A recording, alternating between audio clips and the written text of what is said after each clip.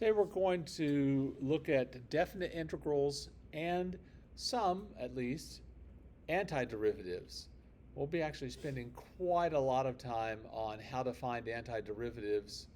I think more in the next unit than in this unit. This one we kind of introduce it, and in the next unit we start talking about techniques of, well, how the heck can you do that? How can you find an antiderivative of this ugly thing? So first we'll start with some properties of definite integrals. Remember that at its most basic, if your integrand is positive, then on an interval from a to b, the integral gives you the area below the curve, above the x-axis, between x equals a and x equals b. That's its most basic. And sometimes that's helpful when you're looking at these properties of integrals. The first one is not completely intuitive, but it kind of is. Here we're going from a to b of f of x dx. If we go from b to a, instead of going left to right, although this one could be going right to left, but we're going to go the opposite direction. What that's going to do is it's going to give you the opposite sign on the integral. So this is helpful, especially a little bit later on when we're doing some things and we start off with an integral that's from 0 to 2, and because of how we transform this, we end up with an integral that's from 4 to 1.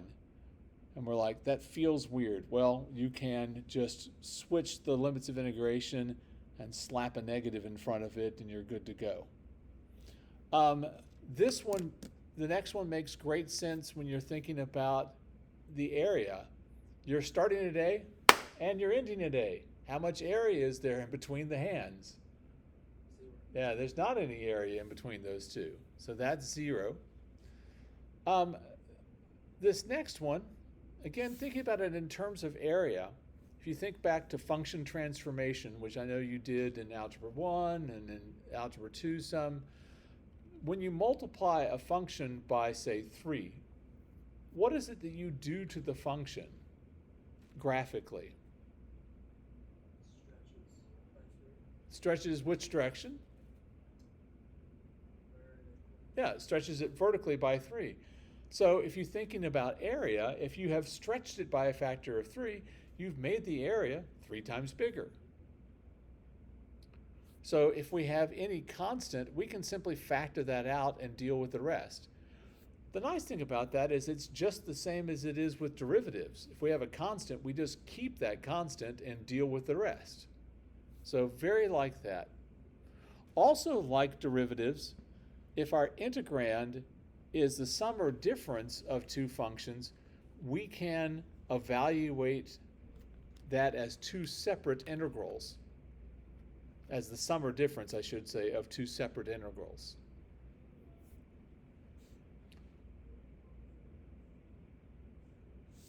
This next one is an interesting one. It says that the integral from a to b of f of x dx plus the integral from b to c of f of x dx is equal to the integral from a to c. I think that's really easy to imagine if it's in order, a, then b, then c. Right? You go from a to b, then you go from b to c. That's going to be the same as the integral from a to c. Students sometimes, when they first think about this, don't think about it quite completely. So let's say we have a function that looks like this, and here's a, and here's b, and here's c.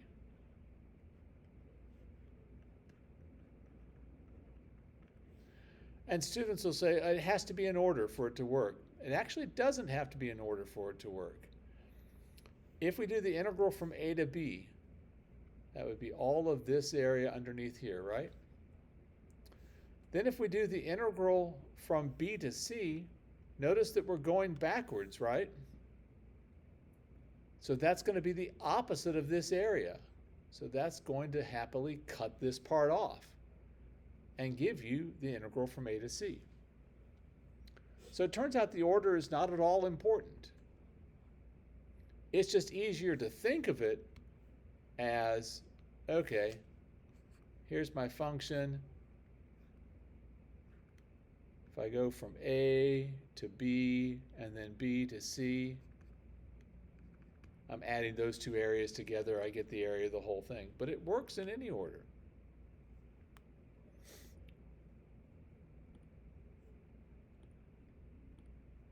Hate that you have to delete the different colors separately. All right. So this next one can sometimes give you an idea of how big a particular integral is going to be. So if we have the minimum value of f, and I should say it's the minimum value of f on the interval from a to b. So if we take the minimum value and multiply it by b minus a, that gives me an area, right? It's the minimum height times b minus a. That's going to be less than or equal to the actual value of my function f of x from a to b. So going like this, if this is a and this is b, the minimum value, looks like it's over there, is this area when I take the integral. The maximum value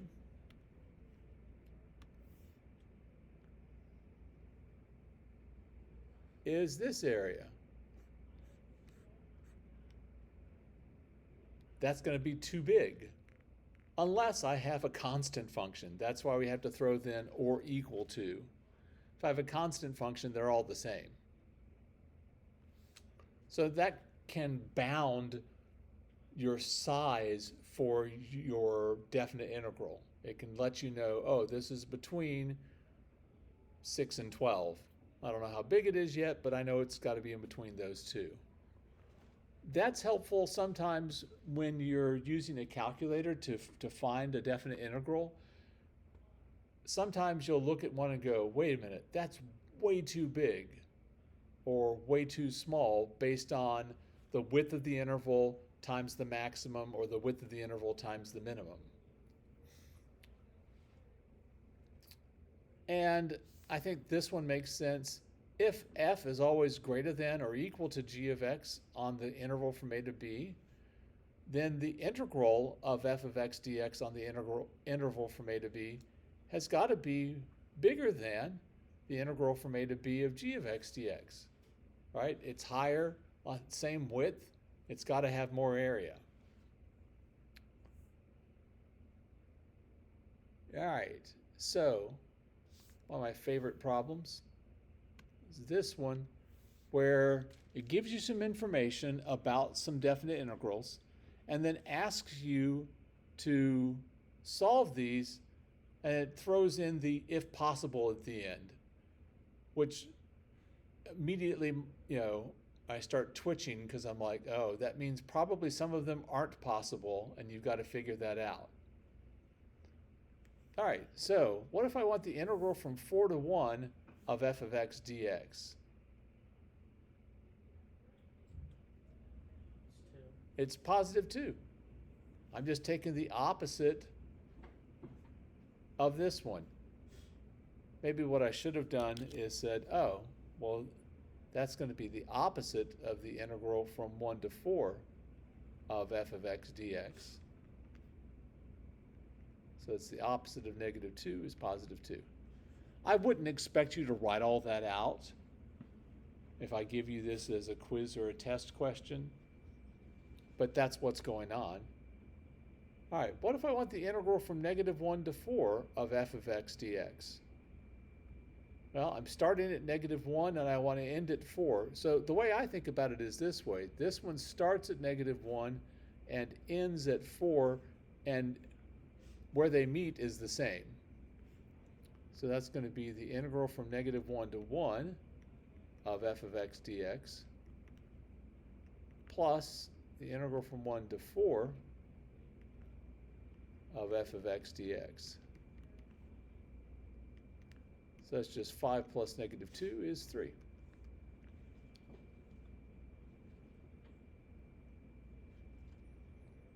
All right, what about the integral from 0 to 1 of f of x dx? erase these things.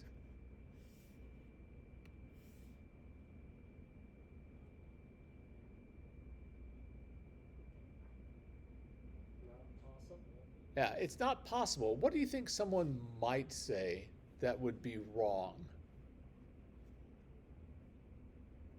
Using that very first integral.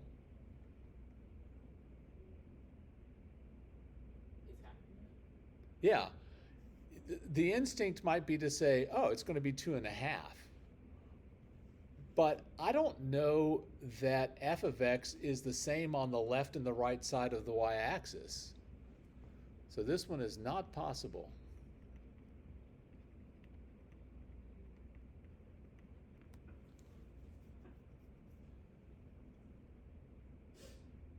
All right, now I want the integral from -1 to 1 of 2 times f of x plus 3 times h of x all dx.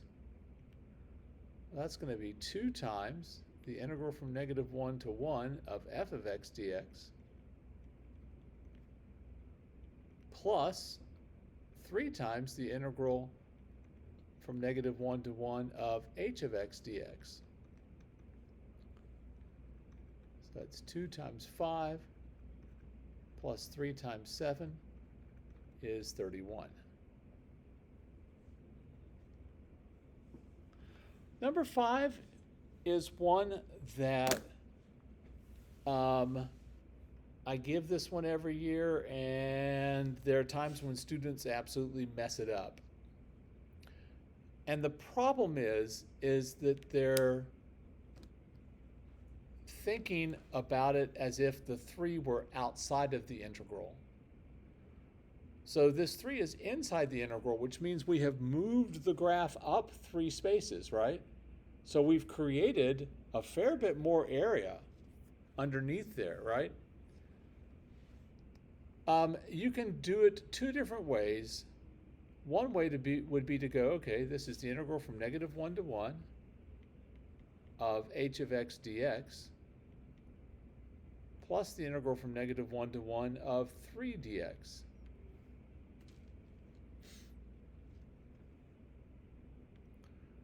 That first integral is 7 plus, this is a constant function. Its height is always 3. And its width is 2 because I'm going from -1 to 1. So this is 13.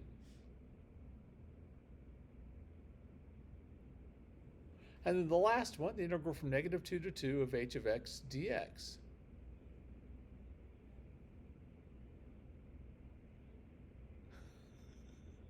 Colton gives it the stink eye. It's not possible. What do you think someone might do that would be incorrect? Yeah, double the 7. They might go, oh, well, that's going to be 14 because the interval is twice as wide. Like, we have no idea what f of x does outside of -1 to 1.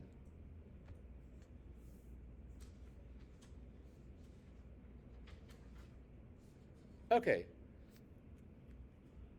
So we're going to back up to geometry briefly and go, if we know the area of a rectangle and we know its base, we can find the height. You're like, please tell me we're going to do a bunch of those problems for homework. No, that's just leading us to something else. So if the top of the, in quotes, rectangle is a curve and we divide the area by the base, what we end up getting is the average height of this.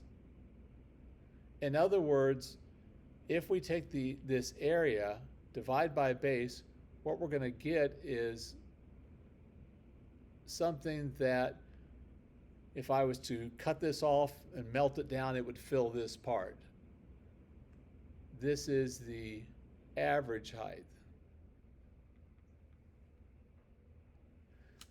And since the height is the value of the function, that's the average value of f.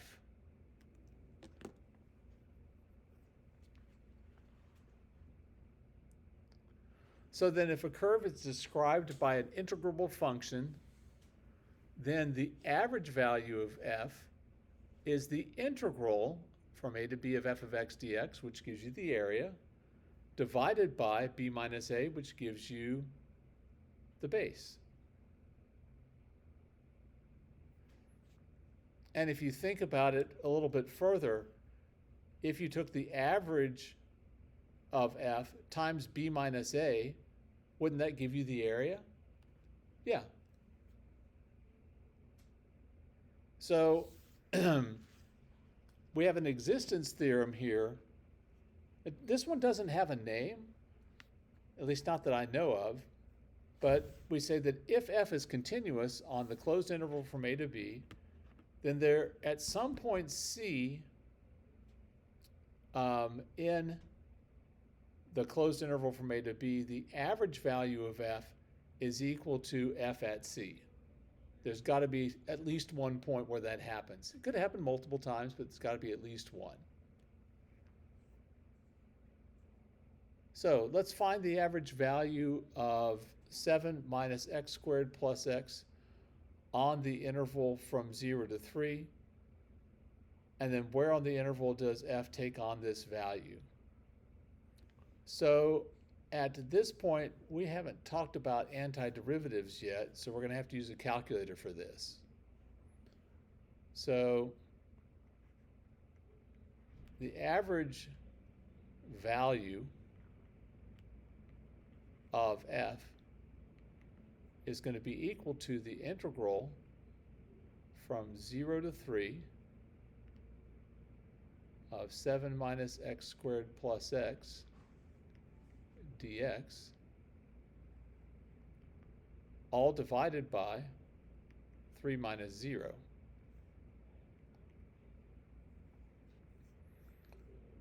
So you can grab a calculator and go, okay. Gotta wake mine back up. So I like horizontal fractions. This is the integral from 0 to 3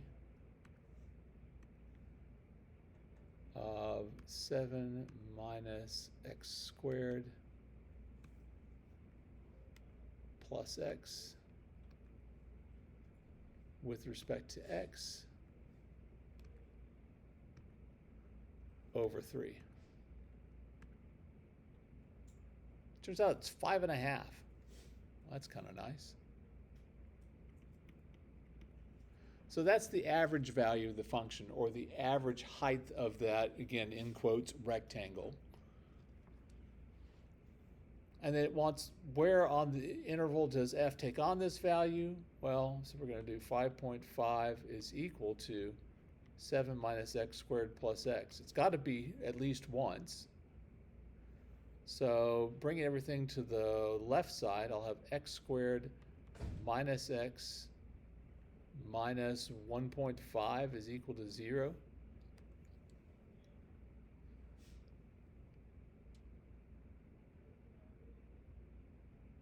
And now I'm wondering, can we actually factor that?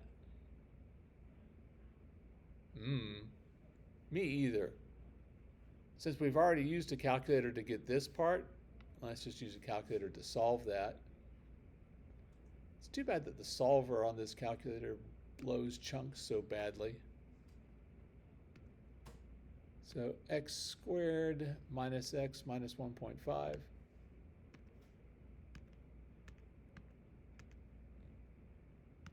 I'm just looking for zeros on the interval from 0 to 3, so I'll set up my window to look between 0 and 3. And I'll do, negative 1 to 1 will work. It's somewhere here, not quite at 2. So the 0 is somewhere between 1 and 2. Ooh, 2.83. Well, I did something wrong. Let's try that again. Find the 0.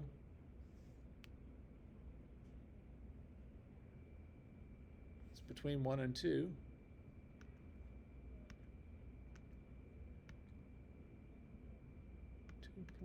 .83. What the heck? Oh, stupid.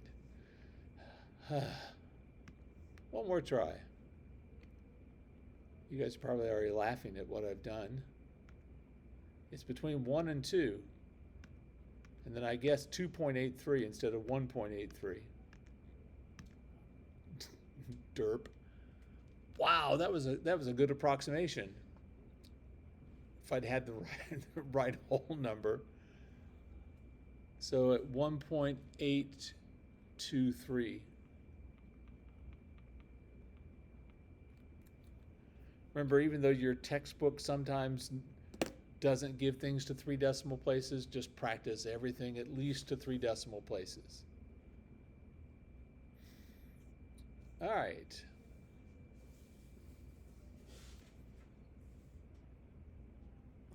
So, let's look at this. Consider a plane flying at a constant ground speed of 120 miles an hour from noon until 6 p.m.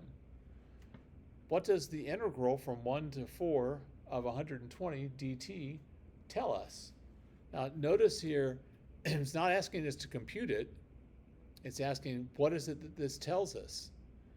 Well, since this is a rate of change, the integral of that rate of change is going to tell you the total change in this case, the position. So this is the change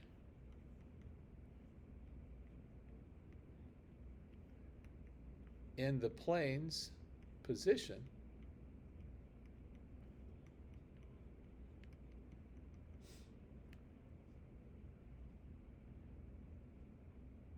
measured in miles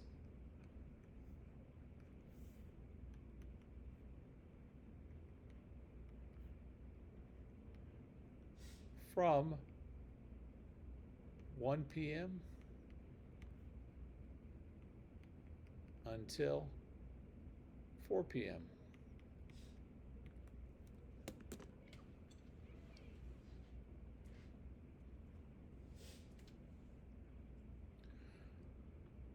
So let's make that a little more general.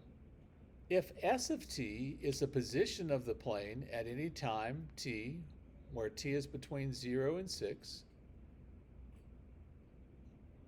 and so we're still doing this from noon until 6 p.m., same plane, then its velocity, S prime of t, is equal to v of t.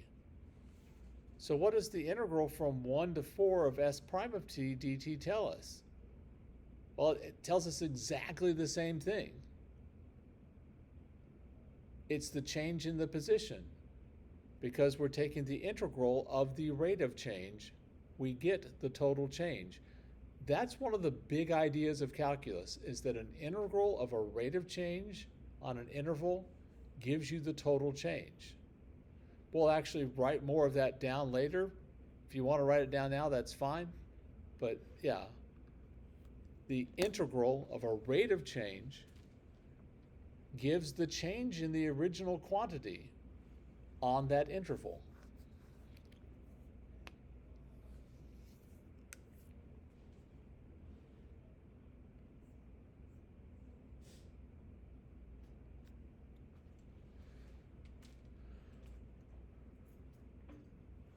So here is that idea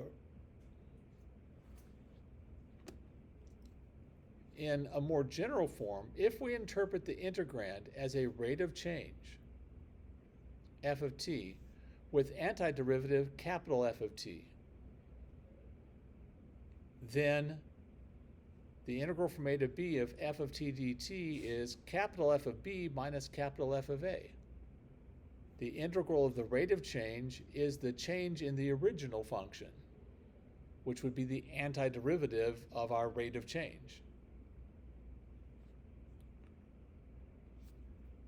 So, if we're trying to evaluate this integral using an antiderivative, Up until now, we were unable to do that except with a calculator.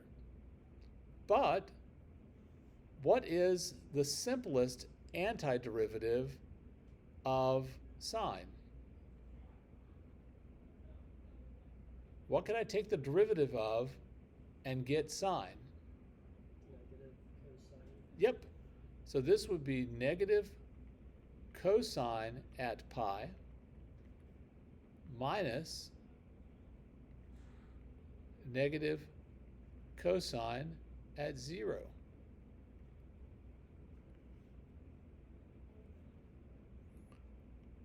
So this will be the opposite of cosine at pi is negative 1 minus the opposite of cosine of 0 is 1. This is equal to 2. And it's, to me at least, it's always kind of a weird thing to think of that if you were to look at the graph of sine from 0 to pi,